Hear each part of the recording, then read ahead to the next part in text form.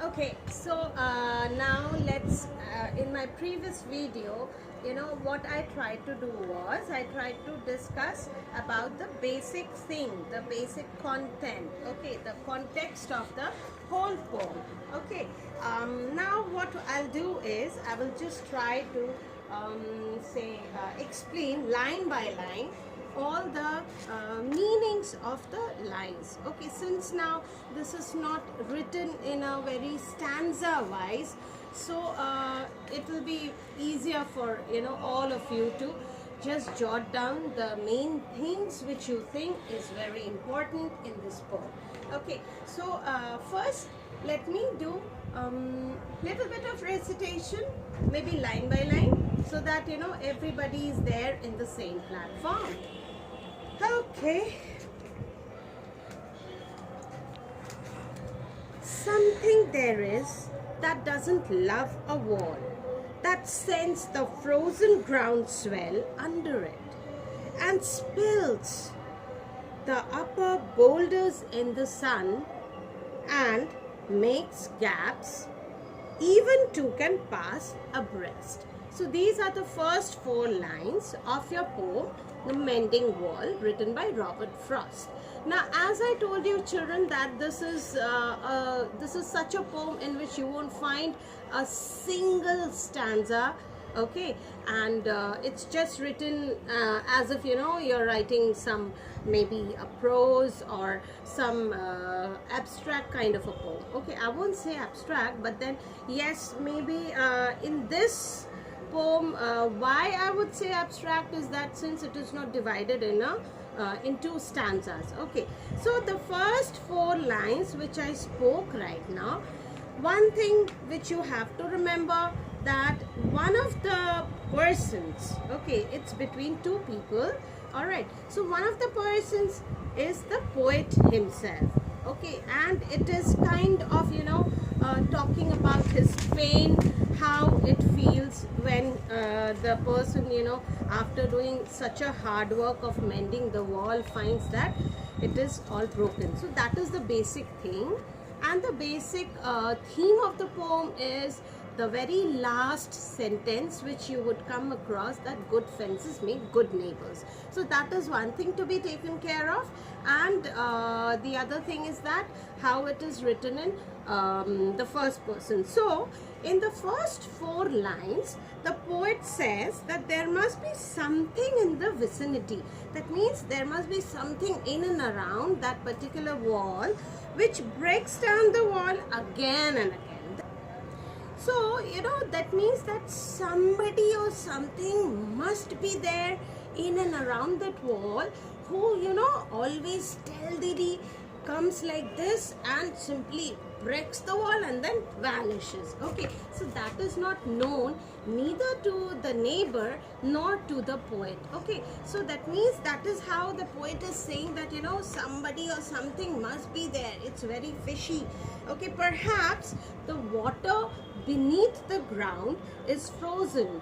The resulting ice expands to cause cracks in the wall, and then it makes the boulders at the tops fall down. So this is the logic which the poet is trying to give to the readers, that since you can't find any living being around that particular area, so it might be when the ice melts and then the frozen ice seeps into the cement, loosens it, and then the bricks tend to fall, and then there is a crack. The crack then grows until it is so wide that two people can pass abreast. That means the crack grows, it keeps on expanding so much, creating kind of a huge kind of a hole. That hole seems to be so broad and such expanded form that two people can easily go through it. Okay, so that is what the poet is saying, and can walk in the same direction. That means supposing if the hole is this much, so it is that much in width that two people side by side can walk along like this in the same direction. That means you cannot tend to go that side, right side or left side. You tend to simply walk straight, okay, along with your friend or whosoever. So that is basically the explanation of the first 4 lines. Now let's move ahead. Okay, I'll start reading the 5th line and then we will do the explanation side by side. The work of hunters is another thing. I have come after them and made repair, where they have left not one stone on a stone, but they would have the rabbit out of hiding, to please the yelping dogs, the gaps I mean. No one has seen them made or heard them made, but at spring mending time we find them there. So this is the lines which I read, that is line number 5 till 11. Now let's see what the poet tries to talk about in these few lines.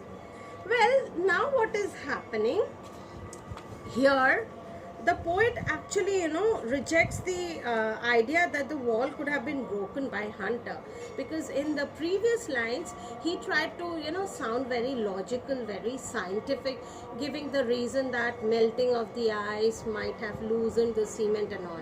So now what he is saying, he's again telling that no, like it cannot be done by any hunter or anybody who just intentionally might have tried to break the wall.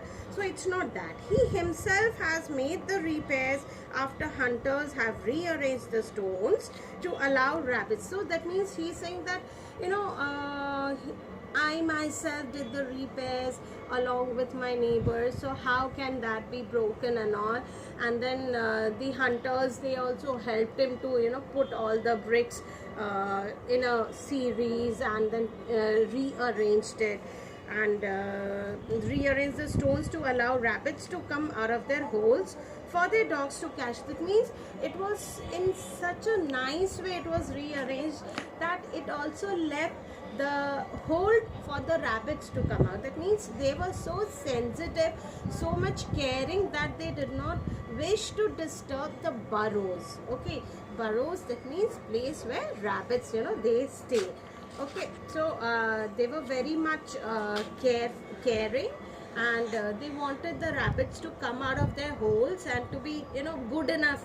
That space was that much that they could allow the rabbits to come out, okay, to catch their prey, that is the dogs. However, the gaps that have now appeared on the wall have been made by something that is unseen and unheard. Still, they were harping on that same tune, that even after rearranging it so many times, how could it happen? How that wall, so beautifully done, such labor involved in that, how could that be broken? Okay, so still they were not able to understand what was the reason, like who did that. Okay, now in this there is a word called yelping. Yelping means crying. Okay, then frozen ground swell, that means that earth that expands when frozen in deep winter. So these are the things, please keep in your mind. You can jot down, although it is there in your books. Okay, now let's move ahead. Now I'll try and read again a few set of lines. So I'll start with line number 12, which is on page number 70. I let my neighbor know beyond the hill, and on a day we meet to walk the line and set the wall between us once again. We keep the wall between us as we go. Okay, so now here the poet in these lines, he says that the wall is between two lands, as if this is my land and that land is your land. So it is something like this. So this is what the idea is there in these few lines. Okay, and then the poet has to say that those two lands, they are separated by one wall, by a hill, and that hill, it acts like a barrier. The farmer who lives on the other side of the hill is informed about the hole, because like the neighbors, they are what? They should be very much informed, and they should be friends. It should not be that it is always, enemies, and between two people the wall should be there. So in this line, in these lines, the poet is saying that, the person, the farmer who is beyond that hill, okay, he has been very well informed about the hole. Now, which hole? The hole from which the rabbit was allowed to come. Okay, so he was informed about the hole. A day is fixed when they both meet and walk along the wall, each on his side, serving the damage. Now, the neighbor has been, informed about the hole which has come up in, while building the wall and all. So a day is fixed, because both must have been busy in their own schedules, and coming from that side to the place where the wall is there. So it was a tedious task. So they needed a full day. So they make an appointment, they decide on one day, and then they come near that wall just to inspect first what was the nature of the damage. Okay, and then accordingly they would look for the way to just do the mending and repair work. Now I will read line number 16 till 19. To each the boulders that have fallen to each. Now children, boulders means very huge stone. Okay, so when the stone is of a very big size, they are called boulders, and generally these boulders are used, you would find it, they are not used these days, but you would find it in hilly area. Okay, maybe in Nainital and Uttarakhand and all those places, you can find those boulders near those streams, near the streams. Okay, all right, so let me read it. To each the boulders that have fallen to each, and some are loaves and some so nearly balls. We have to use a spell to make them balance.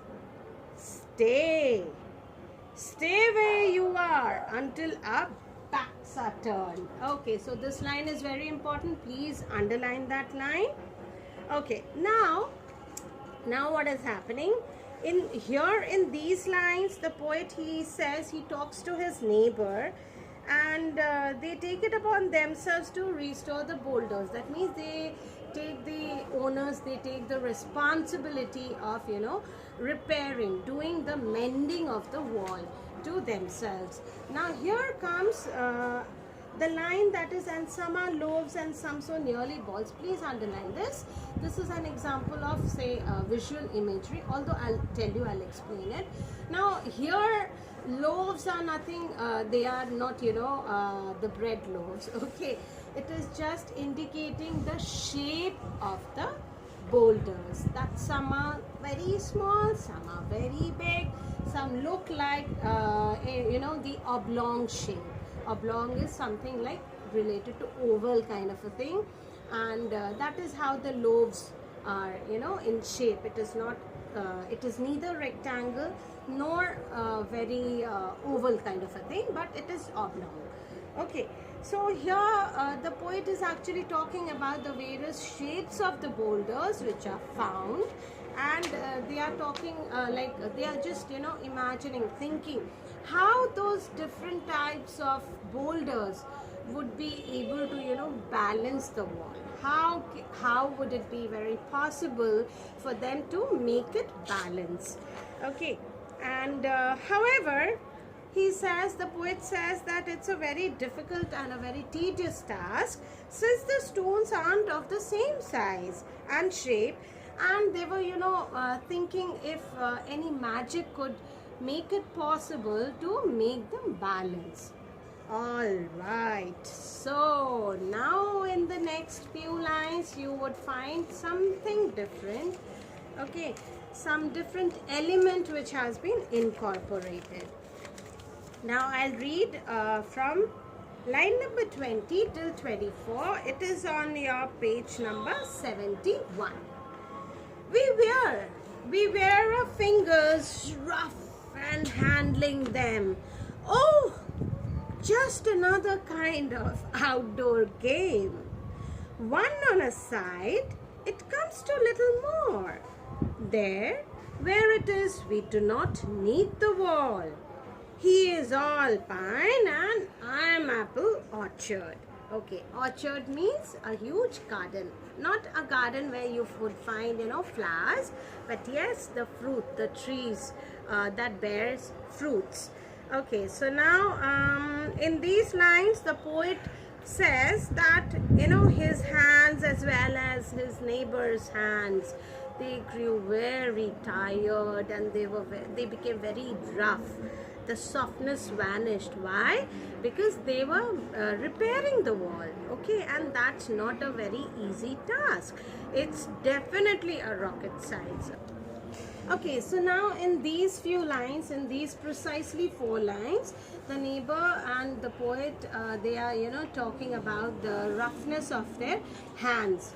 All right, and it turned out to be very rough. Why? Because they had to carry the heavy boulders.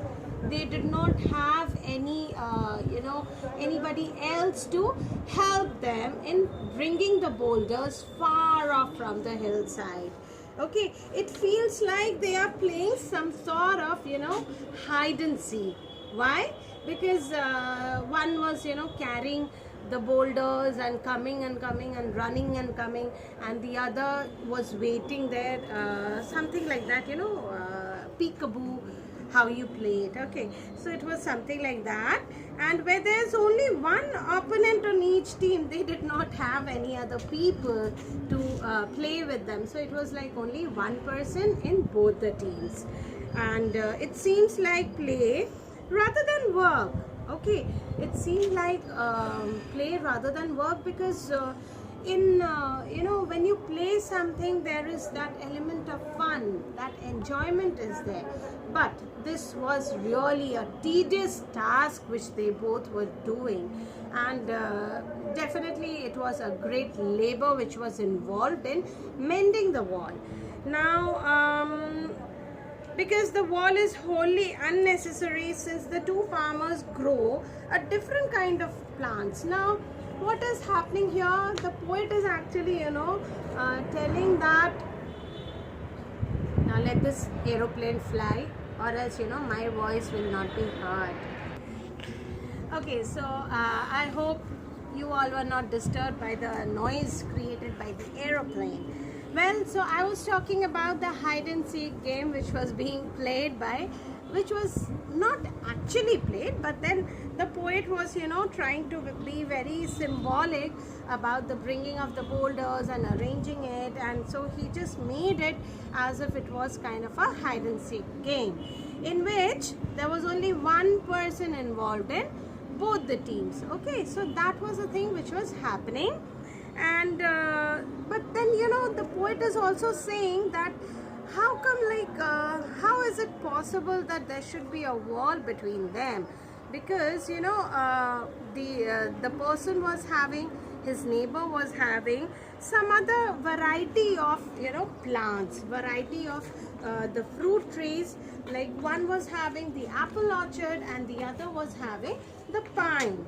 Okay, they grew different kind of plants. The poet grows apples, and his neighbor, who lives beyond that hillside, grew pine trees. So he had to say that, there wasn't any need to create a wall between them. But yes, now since there was a wall, and it had always it used to fall down, and every spring that was kind of their regular routine work, that they used to come, they used to inspect the area, and then the repair work used to be started. So now children, till line number 24 today I have explained. So I would request all of you to just go through these lines once again, and just underline maybe the various poetic devices when you come across. Okay, I will definitely share the other poetic devices, but right now your homework is just to go through the poem, go through all the lines, try and understand the basic idea of writing this poem. And until then, in my next video, I shall explain the other lines of this beautiful poem. Till then, just have a look around this beautiful place and enjoy. Okay, bye bye, thank you, and Jai Hind.